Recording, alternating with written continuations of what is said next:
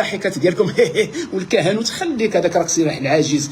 الكهنوت هذه كلمه استعملها النصارى وانت تستعملها في حق يعني نقولوا حنا سيدي في حق اخوانك. واش هذا انت تنعتهم؟ ولا تنابزوا بالالقاب؟ ياك القران اللي قال لك لا تنابزوا بالالقاب.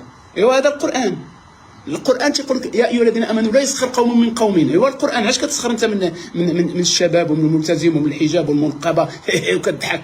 اش كتضحك؟ علاش كتضحك؟ كتضحك على الويل اللي انت فيه وعلى الهزيمه اللي انت فيه وعلى الجهل اللي انت فيه، الجهل مركب ولا تدري انك جاهل. هذا هو المصيبه الكحله، لا تدري انك جاهل.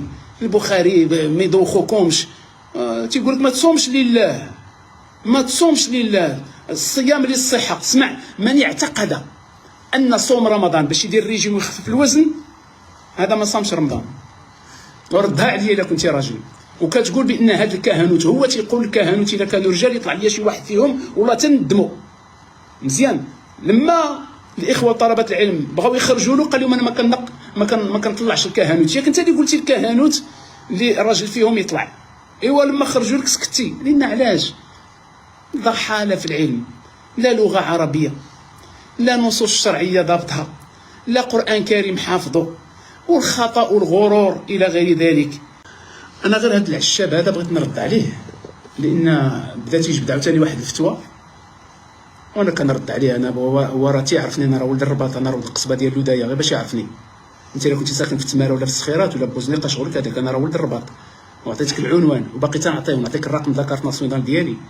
وانا الحمد لله من الصغار طلبه العلم في المغرب ياك، ودعيتك دائما للحوار والمناظره. خلي ديك كما تنقولوا حنا ديك الكلام الساقط، الكهنوت وواحد فين قرا وكذا. قلت لي انت غتناقش اللي عنده دكتوراه.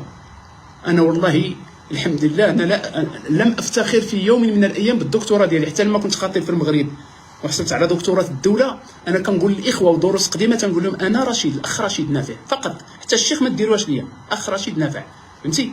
لكن انت لازم مذهبك، انت كتقول بغيتي تناقش شي واحد دكتور وعندك جوج دكتورات، وحده في السمن البلدي وحده ربما في الغيبه والنميمه وفي الكلام في الناس معروفه. اذا انا ما غنقولكش انا عندي دكتوراه ديال الدوله، دكتوراه ديتا اغريجي بار ليتا الحمد لله، بي اتش دي. انا عندي دكتوراه الدوله، وانا اللي قلت لك بغيت نتناقش معك ما بغيتيش. دابا انا كنعاودها لك باش كتقول انت اللي غيطلع غتندمو، واللي راجل طلع تندمو، وبغيتك تندمني والله ما تقدر تندمني لان غتوحل معايا، فهمتي؟ لان انت انا ولد لودايه وولد المدينه القديمه، وما تبقاش تقول انت انا ولد بني سعيد وحنا ما كنتراجعوش وحنا كذا كذا. كل بني ادم خطا، الخطا وارد عليا، وانا اعتبر ذلك الحمد لله من الشهامه ومن الشجاعه ومن المروءه ومن خصال المؤمن، انه اذا تبين خطاه يرجع. ايوا غير قنعني ونتبعك، قنعني، ولكن العلم بدليله لا بقائله.